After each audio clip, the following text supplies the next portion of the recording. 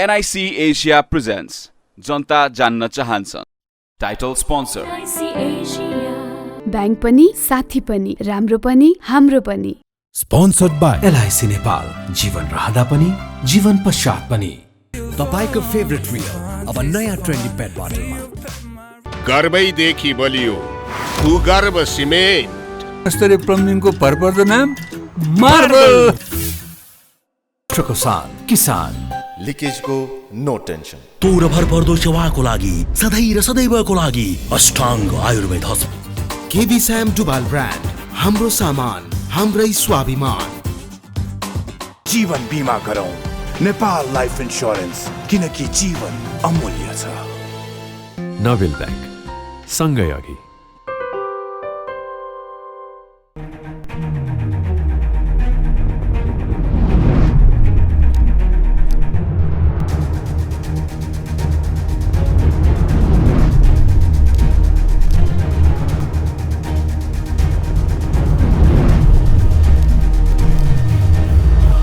नमस्कार आदरणीय दर्शक, आजको जनता जान्न चाहन्छन् कार्यक्रममा हामी समग्र देशको राजनीति विषयवस्तु चिरफार गर्न चाहन्छौँ। तपाईँहरू सबैलाई थाहा छ यतिखेर देशमा राजनीतिक गठबन्धन छ, 7 दलीय गठबन्धन छ। प्रधानमन्त्री हुनुहुन्छ प्रचण्ड र राष्ट्रपति को भन्छ, कुन पार्टीको भन्छ? केपी शर्मा ओलीको मिसन राष्ट्रपति एमालेको, कङ्ग्रेसको मिसन राष्ट्रपति काङ्ग्रेसकै शेरबहादुर देउवाको मिसन र प्रचण्डको मिसन अब के गर्ने, कसलाई समर्थन गर्ने? शेरबहादुर देउवालाई कि अथवा केपी शर्मा ओलीको क्यान्डिडेटलाई अथवा उहाँको उम्मेदवारलाई? आजको कार्यक्रममा हामी यसबारेमा विशेष रूपमा खुलासा गर्न चाहन्छौँ र हाम्रो बिचमा जसपाका प्रभावशाली नेता राजकिशोर यादव हुनुहुन्छ। यादवजी, तपाईँलाई म जनता जान्न चाहन्छन् कार्यक्रम स्वागत गर्न चाहन्छु। धन्यवाद। आज तपाईँले संसदमा बोल्दाखेरि प्रधानमन्त्री प्रचण्डको बारेमा केही कुरा बोल्नुभयो। प्रचण्डले पहिला मधेसलाई लभ गर्नुभयो, त्यसपछि उहाँ लिभिङ टुगेदरमा बस्नुभयो, त्यसपछि अहिले कोसँग हुनुहुन्छ? केपी शर्मा ओलीसँग हुनुहुन्छ। उहाँको लगनगाँठ हो। ठ्याक्कै भन्नुहोस्, यो सन्दर्भ तपाईँले किन उठान गर्नुभयो, के कारणले? सबभन्दा पहिले त यहाँलाई म धन्यवाद दिन चाहन्छु। अब अहिले यो प्रतिनिधि सभाको दोस्रो कार्यकालमा प्रचण्डजीलाई या माननीय पुष्पकमल दाहाललाई प्रधानमन्त्रीको रूपमा निर्वाचित गरिरहँदा उहाँमा प्रचण्डभन्दा पुष्पकमल दाहालको स्वरूप या उहाँ रूपान्तरण भएर पुष्पकमल दाहाल बनेको हो कि भन्ने हामीलाई आशंका लागेको छ। त्यसैले मैले आज गरिमामय सदनमा के भनेको थिएँ भने उहाँ 2065 सालमा प्रधानमन्त्रीको रूपमा निर्वाचित भइरहँदा तत्कालीन समयमा हाम्रो गौरवशाली पार्टी मधेसी जनअधिकार फोरम र म स्वयं उहाँलाई निर्वाचित गराएको थिएँ। त्यति बेला निर्वाचित भइरहँदा प्रचण्डको रूपमा उहाँ निर्वाचित हुनुभएको थियो। तपाईँलाई साथमा लिएर सरकार बनाउनु भएको थियो र त्यति बेलाको प्रधानमन्त्री भनेको यो देशको आमूल परिवर्तन, यो देशमा भएका तमाम प्रकारका शोषण उत्पीडन, तमाम प्रकारका विभेदको निर्मूलीकरण गरेर यो देशमा शोषणमा परेका, पीडामा भएका जनताहरूको मुक्तिको खातिर एउटा नायकत्व प्रचण्डको रूपमा उहाँको उदय भएको थियो। यो 14 वर्षको दरमियानमा यो पालि पनि उहाँले अभूतपूर्व ढङ्गले तपाईँको विश्वासको मत पाएको छ। तर यो पालि उहाँ प्रचण्डभन्दा पुष्पकमल दाहाल बन्ने त होइन भन्ने आशंका छ हामीलाई। किनभने मधेसलाई उहाँले निषेध गर्नुभयो, तपाईँलाई सरकारमा लिएर जानुभयो। सरकारको कुरा मात्रै होइन, सरकार त एउटा असन्तुष्ट हुनुहुन्छ प्रचण्डसँग होइन।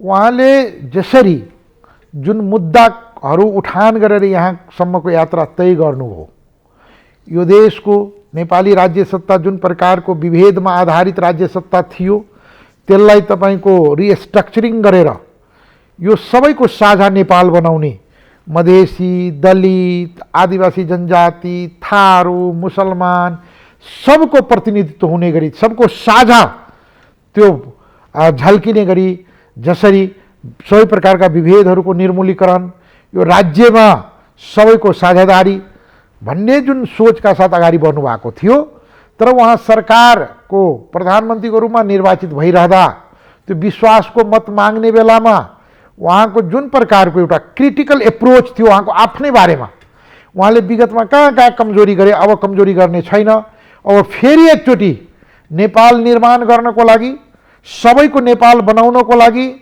शोषण उत्पीडनमा परेका जनताहरूलाई त्यो शोषण उत्पीडन मुक्ति दिनको लागि, विभेदको अन्त गर्नको लागि र आर्थिक रूपमा सामाजिक रूपमा त्यसको रूपान्तरणको नेतृत्व गर्छु, एकचोटि विश्वासको मत दिनुस् भनेर आग्रह गरिरहँदा हामीले त्यही विश्वासको मत त्यही आधारमा दियौँ।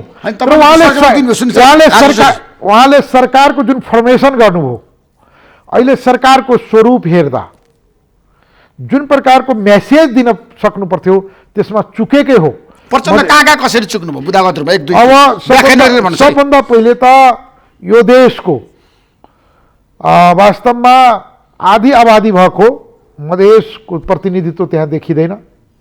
यो देशको राज्यद्वारा जहिले पनि विभेदमा पारिएको र हाम्रो वर्ण व्यवस्थाद्वारा विभेदमा पारिएका दलितहरूको उपस्थिति त्यहाँ सम्मानजनक छैन। त्यसै गरी तपाईको मुसलमानहरूको उपस्थिति, मुस्लिमहरूको उपस्थिति सम्मानजनक छैन। त्यसैले विषय के हो भने विषय एक थान प्रधानमन्त्री बन्ने नबन्ने होइन, विषय हो यो सरकारले हिजो उठान गरेका मुद्दाहरू या परिवर्तनको लागि लडेका शक्तिहरूलाई सँगै हातेमालो गरेर जाने कि नजाने त्यो विषय प्रमुख विषय भएको हुनाले र उहाँको राजनीति यात्रा जसरी अहिले अगाडि बढ्यो त्यसले हामीलाई थप सशङ्कित बनाएको छ। जसरी प्रधानमन्त्री बन्नको लागि या सत्तामा पुग्नको लागि जुनसुकै पनि कर्म गर्नको लागि तयार हुने जुन मनोवृत्ति विकास भएको छ त्यो चिन्ताको विषय हो। विषय के हो भने तपाईहरुको आजको मुद्दा भनेको सरकारमा लिएर जानु पर्यो, जसपालाई मन्त्री बनाउनु पर्यो राजेश किशोर यादवलाई। सरकारमा जाने विषय त जो सामान्य सरकारमा आऊ त भनिरहेको छ, तर सरकारमा जाने के को लागि? ऋषिजी, सरकारमा जाने त्यो अवसर होइन। जनता समाजवादी पार्टी मुद्दामा आधारित पार्टी भएको हुनाले हामी ती प्रतिबद्धताहरू, ती जनतासँग प्रतिबद्धता गरेका छौँ। त्यो जिम्मेवारी पुरा गर्ने स्थितिमा हामी हुन्छौँ कि हुँदैनौँ? यदि त्यो पुरा गर्ने स्थितिमा भयो भने हामी सरकारमा गएर त्यो समयलाई, त्यो जिम्मेवारीलाई हामीले वहन गर्न तयार छौँ। होइन भने एक थान मन्त्री खानको लागि मात्रै सरकारमा जाने कुनै प्रकारको मनसाय, कुनै प्रकारको इच्छा, कुनै प्रकारको योजना हाम्रो छैन। तर तपाईँको पार्टी आज जुन अवस्थामा छ राजकिशोरजी, सत्तामा नजाँदाखेरि पार्टी फुट्न सक्छ। सांसदहरू विभाजित छन्, किनभने सत्तामा जानुपर्छ, चुनाव जितेर आइसकेपछि त सेवा सुविधा लिनु पऱ्यो नि त, मन्त्री बन्न पऱ्यो नि त, तामझाम त देखाउनु पर्यो। ऋषिजी, तपाईँलाई यो सूचनाहरू अब त्रेता युगमा नारद थिए, मलाई लाग्छ आजको यो कलियुगमा तपाईँ यो नारद जस्तो सबै घरको सूचना लिने, झगडा लगाउने यो पार्टीहरू बीचको जसरी तपाईँको उ छ नि चर्तीकला, वास्तवमा जनता समाजवादी पार्टी एक ढिक्का छ। मैले सुरुमै निवेदन गरेँ, सरकार भनेको हाम्रो लागि जिम्मेवारी हो। निश्चित रूपमा हामी निर्वाचनमा निर्वाचित भएर आइरहँदा हामीले चुनावताका जनताको बीचमा धेरै प्रकारका प्रतिबद्धताहरू जाहेर गरेका छौँ। धेरै प्रकारका तपाईको जनताका यसरी हामी विकास गर्छौँ, ती आकाङ्क्षाहरूलाई पुरा गर्छौँ भनेर हामीले कबुलनामा गरेर आएका छौँ। त्यसैले जनताको काम गर्नको लागि, यो मुलुकलाई आर्थिक रूपमा, सामाजिक रूपमा र राजनैतिक रूपमा समृद्ध बनाउनको लागि हामीले त्यो सरकारको त्यो जिम्मेवारी लिन खोजेका हौँ, न कि सत्ता भनेको सुविधा भोगीको लागि, अवसरको लागि होइन। यदि त्यसो हो भने हामी त सरकारमा जहिले पनि जान सक्थ्यौँ नि। होइन, सरकारमा जानको लागि तपाईँलाई कुनै समस्या छैन, भोलि पनि जानु होला राजकिशोरजी। मेरो प्रश्न, आज तपाईँले जसरी पार्लियामेन्टमा बोल्नुभयो, प्रचण्डले मधेसलाई लभ गर्नुभयो, अहिले धोका दिनुभयो, त्यो कुरा मान्नुहुन्छ नि तपाईँ? हामीले अहिले नै त्यो निष्कर्षमा पुगिसकेका छैनौँ, तर आशंका चाहिँ जबरदस्त छ। किन उहाँले निषेध गर्नुभयो क्याबिनेटमा? होइन, यस्तो छ ऋषिजी, प्रचण्ड वास्तवमा प्रचण्ड बनिरहँदा यो देशका तमाम शोषित पीडित जनताहरू एउटा ठुलो भरोसा उहाँमाथि गरेको हो। प्रचण्डको रूपमा उहाँ पहिलोचोटि प्रधानमन्त्री बनिरहँदा यो नेपालका गाउँका कुनाका कप्चाका कन्दराका झुप्रीका जनताहरूमा ठुलो एक प्रकारको उत्साह, एक प्रकारको भरोसा, एक प्रकारको आशा जागेको थियो। तर त्यति बेला यो देशका शासकहरूको मनमा ढुङ्ग्रो ठोकेको थियो, यो देशका दलालहरूको मनमा ठुलो चिन्ता पसेको थियो। तर आज यो 14-15 वर्षको राजनीति यात्रामा प्रचण्डजीले जसरी मुद्दाहरूलाई छोड्दै हैन आफूलाई रूपान्तरण गर्दै जुन राजनीति यात्रा तय गरेको छ, यसले निश्चित रूपमा ती जनयुद्ध लडेका ती लडाकाहरू, विद्रोह र क्रान्तिमा शरीक भएर सहभागी भएका ती क्रान्तिकारी योद्धाहरूलाई कहीँ न कहीँ चिन्ता लागेको छ कि हाम्रो त्यो प्रचण्डको त्यो नायकत्व जुन थियो त्योमा त्यसको धार चाहिँ कमजोर भएको त होइन। तथापि अहिले पनि हाम्रो शुभकामना छ, हाम्रो साथ छ कि उहाँले यो मुलुकको शोषित पीडित जनताको पक्षमा उभिएर उहाँले हिजो गरेका बाचाहरू, हिजो गरेका कबुलनामाहरूलाई इमान्दारीपूर्वक लागू गरिदियो भने मलाई लाग्छ मधेस मात्र होइन, यो देशका तमाम जनताहरू चाहिँ एक प्रकारको खुसी हुनेछ। त्यसैले अब मधेसले उहाँसँग बढी अपेक्षा गर्नुको कारण के हो भने 2070 सालमा दोस्रो संविधान सभामा उहाँले काठमाडौँ 10 र सिराहा 5बाट चुनाव लड्नुभयो। काठमाडौँ 10बाट उहाँ पराजित हुनुभयो, तर सिराहाका जनताले बडो सम्मानपूर्वक ढङ्गले उहाँलाई निर्वाचित गराएर सदनमा पठाउनु भयो। त्यसैले विषय के हो भने उहाँमाथि हाम्रो लगानी छ हैन, प्रेम छ, प्रचण्डभाइ सम्मान छ। अहिले हामीले मधेसको मुद्दाहरू जुन उठान गरेका छौँ, संहिताका सवाल होस्, समानुपातिक समावेशीका सवाल होस्, सामाजिक न्यायमा आधारित राज्य व्यवस्थाका सवाल होस् या विभेदको निर्मूलीकरणका सवाल होस्, ती तमाम सवालहरूमा प्रचण्डजीको साथ र सहयोग हामीले खोजेका छौँ। उहाँलाई ती मुद्दाहरू हिजोको दिनमा जसरी तपाईँले जनतालाई जनयुद्ध लड्नको लागि प्रेरित गर्नुभयो, क्रान्तिमा होमिनको लागि प्रेरित गर्नुभयो, आज ती क्रान्तिबाट निस्केका ती मुद्दाहरूलाई सम्बोधन गर्नको लागि पनि तपाईँ त्यतिकै इमान्दारीपूर्वक लाग्नु पर्यो भने हाम्रो आग्रह भनौँ, हाम्रो जोर भनौँ, हाम्रो उहाँको त्यो प्रकारको दबाब हो भनौँ। प्रचण्डको कुरा गरिरहँदाखेरि अहिले केपी शर्मा ओलीसँगको लगनगाँठो छ नि, यो कतिन्जेल जाला त? अब हामी त यो जाओस् भन्ने चाहेका छौँ, तर त्यो भनेको देश निर्माणको लागि, राष्ट्र निर्माणको लागि, जनताको मुक्तिको खातिर, शोषण उत्पीडन परेका जनताहरू या पिँधमा भएका जनताहरूको हितका खातिर यो प्रयोग हुन्, न कि एक थान प्रधानमन्त्रीको कुर्सीको लागि, सत्ताको लागि मात्रै यदि यो लगनगाँठो भयो भने त्यसको कुनै औचित्य हुँदैन। त्यसपछि त्यहाँ एक प्रकारको असन्तोष भनौँ, एक प्रकारको तपाईँको अविश्वास भनौँ सुरु हुन्छ। यो लगनगाँठो बिचैमा छ नि, टुट्छ, डिभोर्समा परिणत हुन्छ। हुन त नेपालको राजनीति र नेताहरूको चरित्र हेर्दा केही कुरा ठ्याक्कै यस्तो हुन्छ भन्न सकिँदैन। जनतालाई तपाईँले बताउनुहोस् न के हुन सक्छ? होइन, जुन प्रकारको यहाँ देखियो नि, एउटा दुर्भाग्य के हो भने ऋषिजी, नेपाली नेताहरू सत्ताको लागि जे पनि गर्ने जुन प्रकारको चरित्र देखाएको छ, यो दुर्भाग्य हो। हुन त हामी नेपालीहरू बडा ऐतिहासिक एक प्रकारको इमान्दारिताको, हाम्रो नेपालीहरूको इमान्दारिता, नेपालीहरूको वचनप्रतिको प्रतिबद्धता तपाईँको विश्वमा एक प्रकारको गौरव गर्ने इतिहास छ हाम्रो।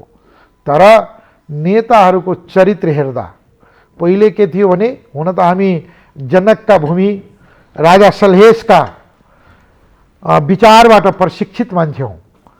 हाम्रोतिर के थियो भने, जान जाए से जाए पर वचन न जाए भनाइको मतलब के हो भने, एकचोटि कमिटमेन्ट गरिसकेपछि त्यो कमिटमेन्ट पुरा गर्न जानै फाल्नु पर्यो भने पनि तपाईको त्यो कमिटमेन्टबाट पछाडि फर्किनु हुँदैन भन्ने स्कुलिङबाट हाम्रो समाज प्रशिक्षित भएको एक प्रकारको ज्ञान लिएको।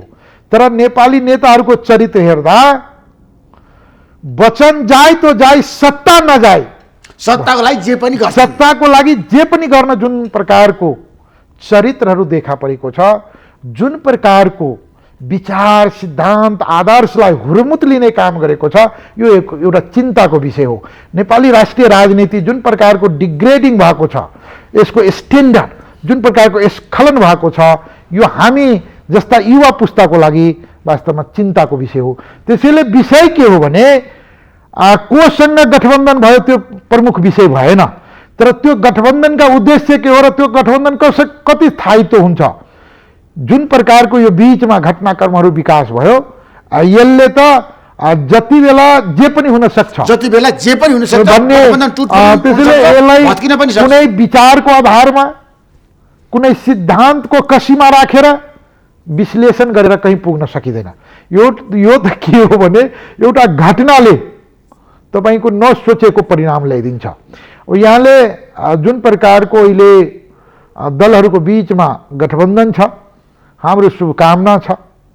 जे उद्देश्यका लागि गठबन्धन बनेको हो त्यसमा ऊ सफल हुन्, तर बाहिर तपाईको गठबन्धन बनेदेखि नै यसको विश्वसनीयतामाथि, यसको स्थायित्वमाथि तपाईको विभिन्न प्रकारका टीका टिप्पणीहरू, विभिन्न प्रकार शङ्का उपशङ्काहरू सुरु भएको छ। त्यसैले अहिले म त्यतापट्टि जान चाहन्न। होइन, गठबन्धनको बारेमा फेरि पनि कुरा गरौँला। मेरो प्रश्न कहाँनिर भन्दाखेरि यो गठबन्धनमा 7 दलीय गठबन्धनमा संहिता विरोधी छन्, गणतन्त्र विरोधी छन्, राष्ट्र संस्थाका पक्षधरहरू छन् र सेकुलर राष्ट्र नेपाललाई होइन अब हिन्दू राष्ट्र बनाउनुपर्छ, सेकुलर राष्ट्र खारेज हुनुपर्छ। अब तपाईँ भनिरहनु भएको छ संहिता चाहिन्छ, राजनैतिक दल भनिरहनु भएको छ संहिता खारेज गर्नुपर्छ र हाम्रो देशको कानुन मन्त्री दुर्बहादुर प्रधानले त भन्नुभयो म संहिता खारेज गर्ने कानुन ल्याइदिन्छु। अब तपाईँहरू के गर्नु? यो त बडो मैले भने नि, हाम्रो आशंका यो अहिलेको प्रधानमन्त्री अब प्रचण्ड बन्ने हो कि पुष्पकमल दाहाल बन्ने हो, अब यो चाहिँ भविष्यले बताउला, यो हेर्न बाँकी छ। अब यही कारणले हामी यो शङ्का गर्नुपर्ने ठाउँ दियो, जसको विरुद्धमा जेका लागि प्रचण्डजीले जनयुद्ध लड्नुभयो होइन।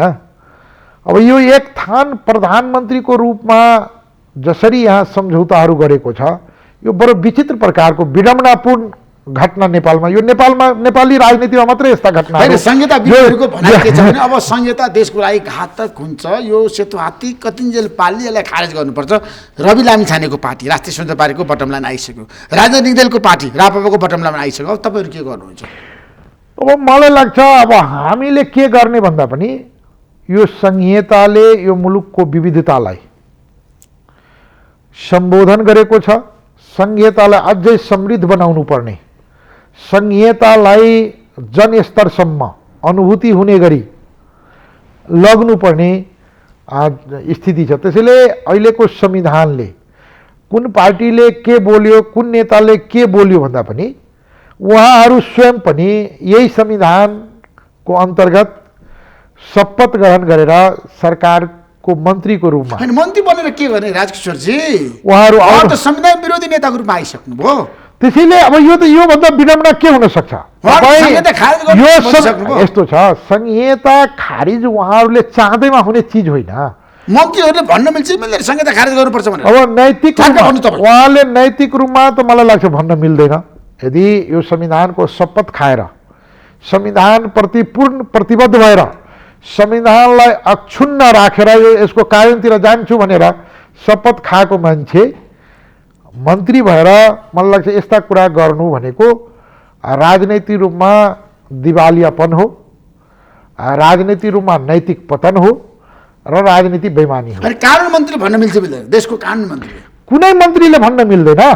यदि उहाँलाई यो संविधान मन परेन, उहाँलाई यो संहिता मन परेन भने वास्तवमा सबभन्दा पहिले त बाहिर बसेर उहाँले 2/3 ल्याएर संविधान संशोधन गर्न पाए हुन्थ्यो, एउटा उपाय छ, या त ठुलो सङ्घर्ष गरेर आन्दोलन गरेर क्रान्ति गरेर यो संविधानलाई फाले भन्ने मात्रै हुन्छ। होइन भने यही संविधानको शपथ खाएर मन्त्री पद खाने, मन्त्रीको लागि सबै सिद्धान्त विचार राजनीतिक कार्यक्रमलाई तिलाञ्जली दिने र जनतालाई रणभुण्डमा पार्नको लागि, जनतालाई एक प्रकारको ठग्नको लागि तपाईको क्रान्तिकारी कुरा गर्ने, यो भनेको डबल स्ट्यान्डर्ड हो। यो भनेको दुई जिब्रेको काम हो। तपाईले या त यो संविधानमा मान्दिन हैन, यो संविधानलाई हामीले परिवर्तन गरेर मात्रै हामी अगाडि बढ्छौँ भनेर त्यो प्रकारको लायकत, त्यो प्रकारको इमान्दारिता, त्यो प्रकारको ताकत निर्माण गरेर अगाडि बढ्नु पर्थ्यो। होइन भने फेरि सरकारको नेतृत्व कसले गर्दैछ? जो चाहिँ यो देशमा सबै प्रकारको विभेदको निर्मूलीकरण गर्नको लागि जनयुद्धको नेतृत्व गरेको नायक प्रचण्ड भनौँ, पुष्पकमल दाहालको नेतृत्वमा भएको सरकारमा मन्त्री बन्ने, जो चाहिँ संघीयताको लागि जनयुद्ध लडेको, समावेशिता र समानुपातिको लागि जनयुद्ध लडेको, राज्यलाई पुनर्संरचना गर्नको लागि जनयुद्ध लडेको, गणतन्त्रको लागि जनयुद्ध लडेको, ती नेताको नेतृत्वमा बनेको सरकारमा मन्त्री हुने र अनि तपाईँ यस्ता कुरा गर्ने, यो कति नैतिक रूपले मलाई लाग्छ यसलाई कसरी जायज मान्न सकिन्छ? राजेश्वरजी, त्यसमा अर्को एउटा महत्त्वपूर्ण प्रश्न, अब सबैको ध्यान राष्ट्रपतिको निर्वाचनतिर छ। हाम्रो देशले प्रधानमन्त्री पायो, प्रचण्ड बन्नुभयो माओवादी केन्द्रको अध्यक्ष, सभामुख बन्नुभयो एमालेको नेता देवराज घिमिरे, उपसभामुख बन्नुभयो राष्ट्रिय स्वतन्त्र पार्टीको नेत्री इन्दिरा राणा मगर। अब देशको राष्ट्रपति को भन्छ, उपराष्ट्रपति को भन्छ, तपाईँहरूको भूमिका कहाँ छ नेपाली? मलाई लाग्छ यो एउटा गम्भीर विषय हो। यसले नेपालको राष्ट्रिय राजनीतिको एउटा नयाँ ढङ्गको डिस्कोर्स तयार गर्छ।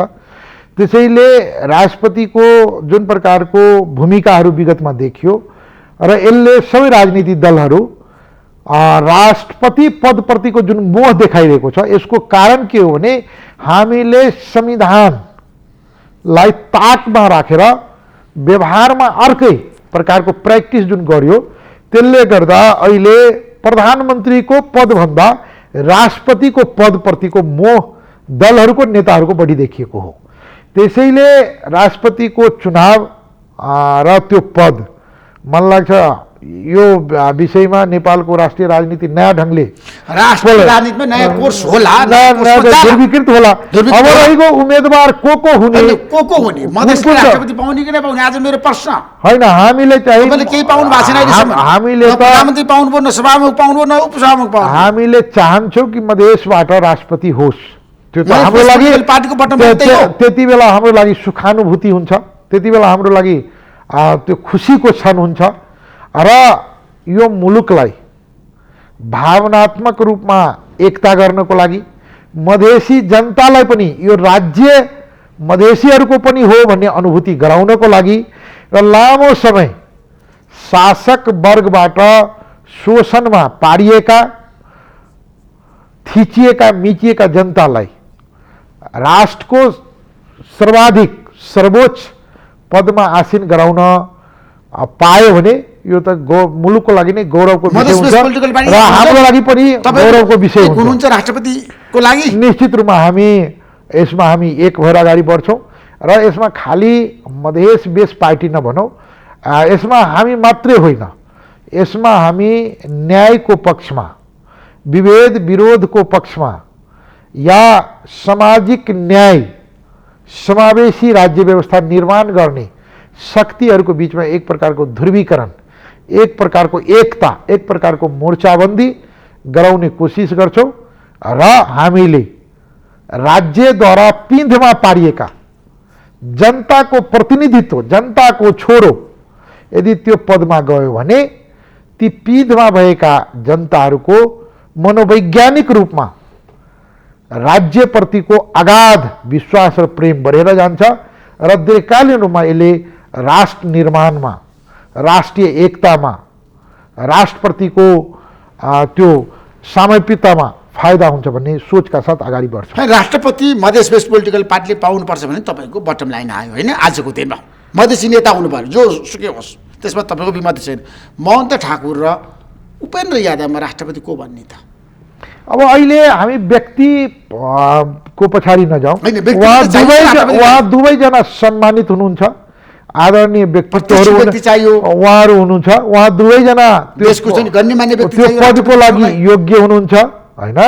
अब रहेको अहिले हाम्रो अध्यक्ष सर्दीय अध्यक्ष उपेन्द्र यादवजी एक्टिभ पोलिटिक्समा नै आवश्यकता पनि हो पार्टीको लागि र उहाँको चाहना पनि त्यही हो। त्यसैले अहिलेसम्म उहाँले राष्ट्रपति बन्ने कुनै प्रकारको चाहना व्यक्त गर्नुभएको छैन। त्यसैले हाम्रो लागि त महन ठाकुर भयो भने पनि असाध्यै खुसीको विषय हुन्छ, सन्तोषको विषय हुन्छ र सर्दे उपेन्द्र यादवजीले यदि त्यो प्रकारको इच्छा देखाउनु भयो भने त्यो पनि हाम्रो लागि सन्तोषको विषय हुन्छ। हिजो मसँग जनता जान्न चाहन्छन् कार्यक्रम भन्नुभयो, म राष्ट्रपति बन्न सक्छु, मलाई सबै पोलिटिकल पार्टीको समर्थन हुन सक्छ भन्नुभएको छ उहाँले, काङ्ग्रेसको पनि। त्यो भयो भने त्यो हाम्रो लागि, त्यसमा पनि व्यक्तिगत मेरो लागि सबभन्दा आनन्दको विषय, सन्तोषको विषय र खुसीको विषय हुन्छ। अब केपी शर्मा ओलीको कोर्टमा बल छ, उहाँले भन्नुभएको छ राष्ट्रपति एमालेकै बन्छ, त्यसमा तलमाथि हुँदैन, दायाँ बायाँ हुँदैन भनिरहनु भएको छ। तपाईँ के भन्नुहुन्छ? मलाई लाग्छ राष्ट्रपति कुनै पार्टी विशेषको भन्दा पनि त्यसको वाइडर एक्सेप्टेन्स या त्यो सबै दलको साझा राष्ट्रपति भयो भने हामीले राष्ट्रपतिको परिकल्पना के गरेका छौँ भने त्यो चाहिँ निष्पक्ष या संविधानको संरक्षकको रूपमा होइन, एउटा संवैधानिक सर्वोच्च पदको परिकल्पना गरेका छौँ। त्यसैले कुनै एउटा अमुक पार्टीले पार्टीको क्याडर भन्दा यदि उहाँ सबैको साझा व्यक्तित्व भयो भने मलाई लाग्छ यो सबै पार्टीको लागि, खालि एमालेको मात्रै लागि होइन, काङ्ग्रेसको लागि पनि, एमालेको लागि पनि, माओवादीको लागि पनि र हाम्रो लागि पनि सबैको लागि खुसीको विषय हुन्छ र त्यो प्रकारले हामी एउटा राष्ट्रिय सहमति कायम गरेर अगाडि बढ्नुपर्छ। मेरो गोरुको 12%, किनभने त्यो कार्यकारिणी पद होइन, त्यसले ध्रुवीकृत गर्छ। त्यसैले मलाई के लाग्छ भने सबैको लागि स्वीकार्य हुने व्यक्तित्वको खोजी गरेर जसले चाहिँ एउटा निष्पक्षताको, एउटा तटस्थताको, एक प्रकारको सबै दलको या सबै नेपालीको एकताको सूत्रमा बाँध्ने व्यक्तित्वको खोजी गर्छौँ र त्यसलाई हामी अगाडि सार्छौँ। त्यसमा त्यो व्यक्ति भनेको पार्टीको हुँदैन, स्वतन्त्र पनि हुनसक्छ। अब निश्चित रूपमा त्यो पार्टीहरू बिचमा छलफल हुन्छ, नेताहरूको बिचमा छलफल हुन्छ, के गर्दा राष्ट्रपतिको पदसँग न्याय हुन्छ त्यसको लागि हामी अगाडि बढ्छौँ। एमाले साथ नदिने भनिसक्यो, एमाले त आफ्नै उम्मेदवार उठाउनु भनिसक्यो नि त। अब अहिले भन्दैछ, हेर्दै गयो, हामी छलफल गर्छौँ, सल्लाह गर्छौँ। एमालेलाई पनि राष्ट्र निर्माणको लागि यो अहिलेको जुन संवेदनशीलता छ त्यसलाई बुझेर उहाँहरू पनि अगाडि बढ्नुहुन्छ। त्यसैले अहिले नै यो या त्यो नभनौँ न, तपाईँलाई अब यो एमाले उम्मेदवार दियो भने तपाईँले के गर्नुहुन्छ? मेरो प्रश्न त्यहाँनिर। अब अहिले हाइपोथेटिकल क्वेसन नगरौँ, यो तपाईँको मतदान गर्नु चाहिँ गर्नु, सभामुखलाई गर्नुभयो तपाईँले, सभामुखलाई गर्नु यस्तो छ। अहिले नै त्यो विषय मलाई लाग्छ प्रवेश गर्नु भनेको समयभन्दा अगावै हुन्छ ऋषिजी। हामी विभिन्न प्रकारका जोडकोट, सभामुखको आफ्नो प्रकारको कर्तव्य दायित्व भूमिका छ, उपसभामुखको आफ्नो प्रकारको कर्तव्य भूमिका छ। त्यसैले राष्ट्रपतिको परिकल्पना यो संविधानले अर्को ढङ्गले गरेको छ। त्यसैले हामीले साझा व्यक्तित्वको खोजी गर्छौँ, त्यसको लागि राष्ट्रिय सहमति निर्माण हुने हामीले भरपूर तपाईँको कोसिस गर्छौँ। त्यसैले त्यो दल विशेषको प्रतिनिधित्व भन्दा पनि त्यसले राष्ट्रको प्रतिनिधित्व गरोस् भन्ने हाम्रो काम। राष्ट्रपतिको कारणले गर्दाखेरि गठबन्धन भत्किने, सरकार ढल्ने, मुलुक नयाँ कोर्समा जाने सम्भावना कति छ? अब हामी नेगेटिभबाट किन सोध्छौँ? तपाईँले जतिखेर पनि नेगेटिभ कुराहरू मात्रै किन गर्नुहुन्छ? मैले त वास्तविकता कुरा भनेको होइन। हामीले तपाईँसँग कुरा गरिरहँदा सबै नेताहरूमा एउटा सकारात्मक आओस्, सद्बुद्धि आओस्, मुलुकलाई केन्द्रबिन्दुमा राखेर हामीले एउटा साझा आउँछ। नेपालको इतिहासलाई हेर्ने हो भने जब जब मुलुकको लागि आवश्यकता पर्यो, जब जब राष्ट्रमा सङ्कट आइपर्यो, सबैजनाले अभूतपूर्व ढङ्गले तपाईँको एक ठाउँमा आएर राष्ट्रिय सहमति गरेर अगाडि बढेको छ। त्यसैले नेपालको राजनीति घटनाक्रमहरूलाई मीमांसा गर्ने हो भने, हाम्रो इतिहासलाई हेर्ने हो भने एकदम अभूतपूर्व ढङ्गले तपाईँको नेताहरू पार्टीहरू एक ठाउँमा आएको छ। मलाई लाग्छ यो राष्ट्रपतिको चुनावमा पनि एक प्रकारको राष्ट्रिय सहमति निर्माण हुन्छ र हामीले राष्ट्रिय सहमतिको आधारमा अगाडि बढ्नुपर्छ भन्ने हाम्रो मान्यता हो। एमालेको उम्मेदवारले जित्दैन। मलाई लाग्छ राष्ट्रिय सहमति भयो भने उहाँहरू पनि त्यही सहमतिभित्रको एउटा पार्ट बन्ने हो, उहाँहरू पनि आउने हो। उहाँहरूकै नाउँमा राष्ट्रिय सहमति बन्यो भने त्यो पनि हुनसक्छ, उहाँको नाउँमा भएन अर्कोको नाउँमा भयो भने उहाँहरूले पनि मान्नुपर्ने हुन्छ। त्यसैले हामीले पानी बराबर या मोर्चाबन्दी या ध्रुवीकरण गर्ने पक्षमा छैनौँ। होइन राजकिशोरजी, ठिक छ, अब के गर्नुहुन्छ, जनताले आगामी दिनमा तपाईँहरूको गतिविधि हेर्न पाउनेछन्, देख्न पाउनेछन्। नेताहरू कति सफल हुन्छन्, कति असफल, कति असक्षम, त्यो त जनताकै हातमा छोडिदिनुहोस्। तर मेरो प्रश्नका हामीहरूमा त सुन्नुहोस् है, अब राष्ट्रपतिमा महन्त ठाकुर, उपेन्द्र यादव, कृष्ण प्रसाद सिटौला, गोपालमान श्रेष्ठ, रामचन्द्र पौडेल, केपी शर्मा ओलीको नाम आछ। कतिपयले के भन्यो भने अब राष्ट्रपति बन्ने पालो केपी शर्मा ओलीको। विद्या भण्डारीलाई एमालेको अध्यक्ष बनाउने र भविष्यमा प्रधानमन्त्री बनाउने गरी राष्ट्रपति केपी शर्मा ओली बन्न सक्नुभयो भने तपाईँले के गर्नुहुन्छ? जनमतदान गर्नुहुन्छ? सबभन्दा पहिले त यो यहाँको मैले भने नि यहाँ नारदको भूमिकामा एकदम फिट हुनुहुन्छ। अब अहिले कुनै हाम्रा जति नाम लिनुभयो उहाँ सबैजना आदरणीय र मेरो लागि सम्मान गर्ने सबैजनाको यो लोकतान्त्रिक आन्दोलनमा राष्ट्रलाई यहाँसम्म ल्याउनको लागि ठुलो योगदान भएको आदरणीय व्यक्तित्वहरू हुनुहुन्छ। त्यसैले उहाँहरूप्रति मेरो सम्मान छ हैन। तर अहिले नै यो या त्यो नभन्दा पनि मैले भने नि राष्ट्रिय सहमति कायम गरेर एउटा साझा व्यक्तित्वको खोजी हुन्छ र त्यसलाई हामीले साथ दिएर अगाडि बढाउँछौँ। साझा व्यक्तिको खोजी हुन्छ निश्चित रूपमा। पार्टीको मान्छे हुँदैन त्यो व्यक्ति, पार्टीकै नेताहरूमा साझा भयो भने ठिक छ, भएन भने बाहिरबाट पनि हुन सक्छ, बाहिरबाट पनि आउन सक्छ एकदम।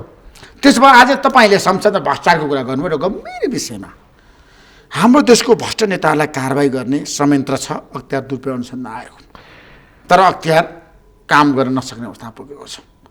अब भ्रष्ट नेताहरूको सम्पत्ति कसरी छानबिन गर्ने? अब यसको भ्रष्ट नेता मात्रै होइन, मैले के भनेका छु भने अब यसलाई 2046 देखि कि अब 2035 देखि कि कुन एउटा मानक बनाऊ र उच्च ओहदामा बसेका नेपालका सांसद, मन्त्री, प्रधानमन्त्री सबै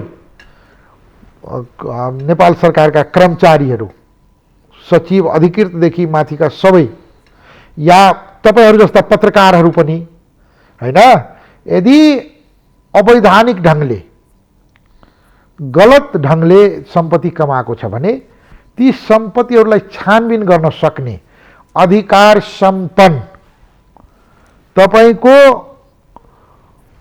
पियोनदेखि प्रधानमन्त्रीसम्म कारबाहीको दायरामा ल्याउन सक्ने अधिकार सम्पन्न जन लोकपाल बिल ल्याऊ र सबैको सम्पत्ति छानबिन गर्ने गरौँ र यो मुलुकलाई भ्रष्टाचार मुक्त, भ्रष्टाचारको निर्मूलीकरण गर्नको लागि अभियान छेडौँ भन्ने हाम्रो जोरदार माग रह्यो र अहिले पनि हामी मागलाई सम्बोधन गर्न राज्य संयन्त्र तयार छ, सरकार तयार छ, दलहरु तयार छ। त्यो चाहिँ हामी जनप्रतिनिधिको नाताले त्यहाँ दबाब दिन्छौँ र त्यो दबाब दिनुहुन्छ अब निश्चित रूपमा त्यो अभियान अगाडि बढ्छ। अब सबैजनाले भ्रष्टाचार छ भन्ने सुगारा गर्नु पर्यो त, सुगारा लगाउने तर त्यसको लागि कार्यान्वयन नगर्ने, जुन प्रकारको यो कथनी र कर्नीमा जुन तारतम्य छैन, जुन प्रकारको त्यो कुरा गरेर कुरौटे भएको छ, जुन प्रकारको जनप्रतिनिधिहरू माथिको विश्वसनीयताको प्रश्न छ, त्यसैले मैले भने नि अब वचनमा अड्ने, विचार र सिद्धान्तको राजनीति गर्ने, आदर्शको राजनीति गर्ने, नेपाली समाजलाई नेता भनेको यस्तो हुनुपर्छ भन्ने देखाउनको लागि पनि अब चाहिँ हामी अगाडि बढ्नुपर्छ। हामीलाई गल्ती गर्ने छुट छैन। त्यसैले यो सम्मानित सदनले जन अधिकार सम्पन्न जनलोकपाल बिल ल्याएर सबैलाई त्यो दायराभित्र नेताहरूको विश्वसनीयता बढाउनको लागि पनि वास्तवमा नेताहरू जनताको सेवा गर्न आएको भन्ने कुरा प्रमाणित गर्नको लागि पनि यो जनलोकपाल बिल यहाँबाट ल्याउनु पर्छ र मलाई लाग्छ गलत गर्नेहरूलाई कारबाही गर्यो भने राम्रा गर्नेहरू सम्मान पाउँछ, देशमा विकास हुन्छ, एउटा संस्कृतिको परिपाटी सुशासन हुन्छ, डेलिभरी सुशासन हुन्छ, जनताले पाउँछन्।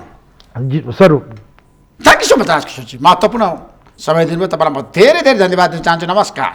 यहाँले पनि विचार राख्ने मौका दिनुभयो। यहाँ लगायत सम्पूर्ण श्रोताहरूलाई पनि धेरै धेरै धन्यवाद दिनु। हस्त नमस्कार। नमस्कार।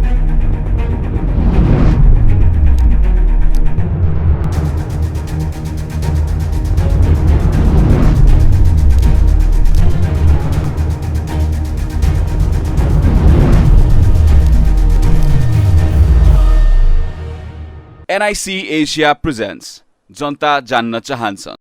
टाइटल स्पोन्सर ब्याङ्क पनि साथी पनि राम्रो पनि हाम्रो पनि।